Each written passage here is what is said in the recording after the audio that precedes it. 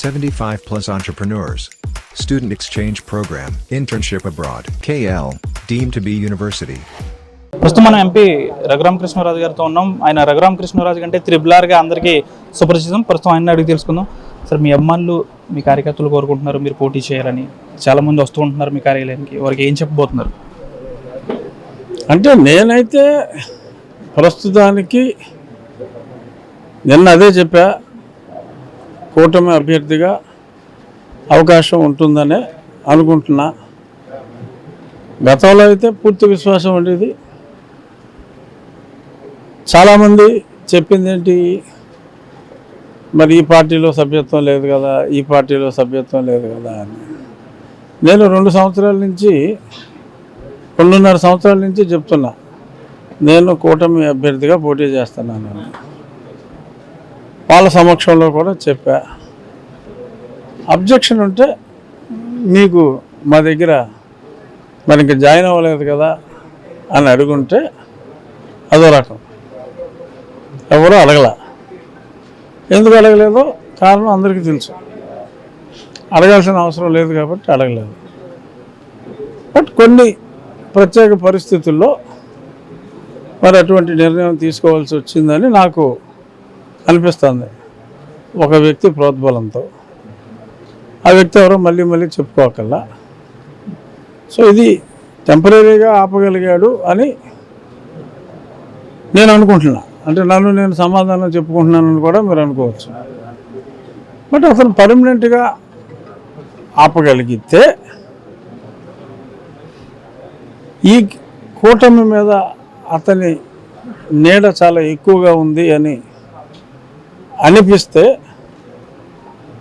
అది జనాలకు కూడా అనిపిస్తే అది మంచి పరిణామం కాదేమో. తాజాగా మీరు తాడేపల్లిగూడెం సభలో కూడా చెప్పారు, నర్సాపురం నుంచి నేను పోటీ చేస్తానని. మీరు చెప్పగానే కార్యకర్తలందరూ కూడా చాలా హర్షాతిరేకాలు వ్యక్తమయ్యాయి. మీ అభిమానులకు, మీ కార్యకర్తలకు ఎప్పుడు శుభవార్త చెప్పబోతున్నారు? అదే శుభవార్త అంటే ఏంటి, నేను పోటీ చేయటం, కూటమి తరఫున మీరు పోటీ చేయడం కూటమి తరఫున. అదే నేను ఇంకా అయితే ఆశిస్తున్నా, తప్పకుండా 2-3 రోజుల్లో కూటమి తరఫున ఈ జనాల్లో ఉన్న రియాక్షన్ నాట్ ఓన్లీ ఒక నర్సాపురంలో, రాష్ట్ర వ్యాప్తంగా కూడా ఊహించని దానికన్నా ఎన్నో రెట్లు ఎక్కువ స్థాయిలో రియాక్షన్ ఉంది. ఇలాగా ప్రశ్నించే గొంతుకుని అందరూ కలిసి నొక్కేయటం అనేది చాలా తప్పు అని చెప్పి ఏ పార్టీలో సభ్యులు ఆ పార్టీ వాళ్ళకు చెప్తున్నారు. చూద్దాం, మరి నా మాట కాకపోయినా వాళ్ళ పార్టీ సభ్యులు మాటలైనా ఆ కూటమి పార్టీలు విని సరి చేసుకుంటాయని నేను అనుకుంటున్నా. రఘురామకృష్ణరాజు నాకు అత్యంత సన్నిహితుడు, నాకు చాలా దగ్గర బంధువు, ఆయన నాకు సహకరిస్తాడని శ్రీనివాస్ వర్మ చెప్తున్నారు. ఇప్పుడు నేను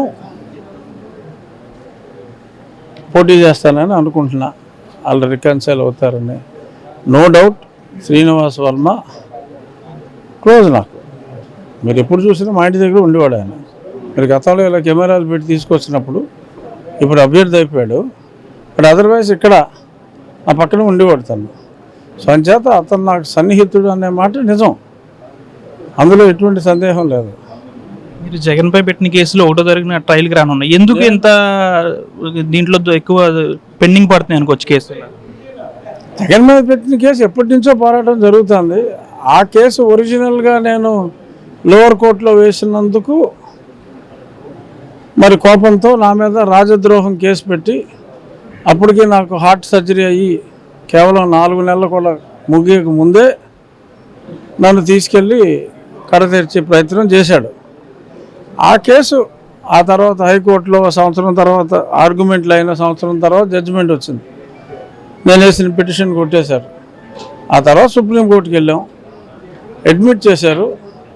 అది ఎల్లుండి వస్తుంది. ఈ రోజుకి చూసుకున్నా కూడా రేపు ఎల్లుండి రాబోయే కేసు మళ్ళీ వాయిదా పడవచ్చు. జగన్మోహన్ రెడ్డి మీద పార్టీలన్నీ కలిపి చేసిన పోరాటం, ఒక వ్యక్తిగా నేను చేసిన పోరాటంలో ఒకటో వంతు ఉండదు. ఒక వ్యక్తిగా నేను చేసిన పోరాటం, ఈ పార్టీలన్నీ కలిసి చేసిన పోరాటంలో వాళ్ళ పోరాటం ఒకటో వంతు ఉండదు. ఏ కేసు చూసుకోండి, జగన్మోహన్ రెడ్డి మీద ఏపీ హైకోర్టులో వేసినా, సిబిఐ కోర్టులో వేసినా, సుప్రీం కోర్టులో వేసినా నేను ఒక్కడే వేసింది. ప్రతిపక్ష పార్టీలను ఏమైపోయినాయి, అప్పుడు లేవు. బట్ నేనే ఒక ప్రతిపక్షం అనుకుని ప్రతిపక్ష పార్టీల తరపునే నేను ఆ కూటమిలో సభ్యుడిగా నేను భావించుకుని నేను ఇప్పటికి కూడా అదే పందా కొనసాగిస్తున్నారు. ఈ పోరాటం చేస్తూనే ఉంటా. ఒకవేళ వీళ్ళందరూ నన్ను వద్దనుకున్నా ప్రజలకు ఒక గొంతు కావాలి, ఆ ప్రజల గొంతుగా నేను ఉంటా. చాలా వరకు బీజేపీ పెద్దలు అగ్రస్థాయి నాయకులతో మీకు చాలా పరిచయాలు ఉన్నాయి. ఏమన్నా ఈ లోపు ఏమన్నా వాళ్ళని కలిసే అవకాశం ఉందా? కలిసే అవకాశం లేదు, వాళ్ళకి అన్నీ తెలుసు కాబట్టి కలిసే అవసరం లేదు. కలిసే అవకాశం కావాలంటే దొరుకుతుంది, కానీ కలిసే అవసరం లేదు. ఎందుకంటే మరి ప్రస్తుతానికి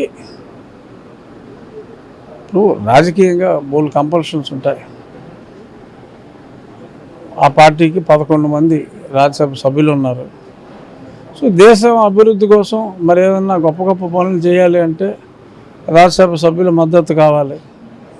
సో ఒక లోక కళ్యాణం కోసం వాళ్ళు చేయాలనుకున్న మంచికి ఇక్కడ దుష్టుడి పార్టీలో 11 మంది సభ్యులు అవసరం ఉంది కాబట్టి మరి కొన్ని త్యాగాలు చేయక తప్పదు. కాబట్టి అందులో భాగంగా నన్ను త్యాగం చేసి ఉండొచ్చు, చెప్పలేం, అయి ఉండొచ్చు. ఎన్డీఏ కూటమి అభ్యర్థిగా తప్పనిసరిగా నరసాపురం నుంచి తాను పార్లమెంట్ అభ్యర్థిగా పోటీ చేస్తాను. మరికొన్ని రోజుల్లోనే ఒక శుభవార్త కూడా వింటారు. కార్యకర్తల అభిమానులు అందరూ కూడా కలుస్తున్నారు. త్వరలోనే అందరూ కూడా మంచి శుభవార్త వింటారు. ఒకవేళ ఏదైనప్పటికీ కూడా జగన్పై తన పోరాటం కొనసాగుతుంటుంది. అవినీతిపై జగన్ ఎప్పుడు ప్రశ్నిస్తూనే ఉంటానని కూడా రఘురామ కృష్ణరాజు చెప్తున్నారు. వీడియో జర్నలిస్ట్ శేఖర్తో మన ఆర్టీవీ భీమవరం నుంచి. మరిన్ని వీడియోస్ కోసం ఛానల్ ని సబ్స్క్రైబ్ చేయండి. లేటెస్ట్ అప్డేట్స్ కోసం వాట్సాప్ ఛానల్ ని ఫాలో చేయండి. అండ్ లింక్ డిస్క్రిప్షన్ లో ఉంది.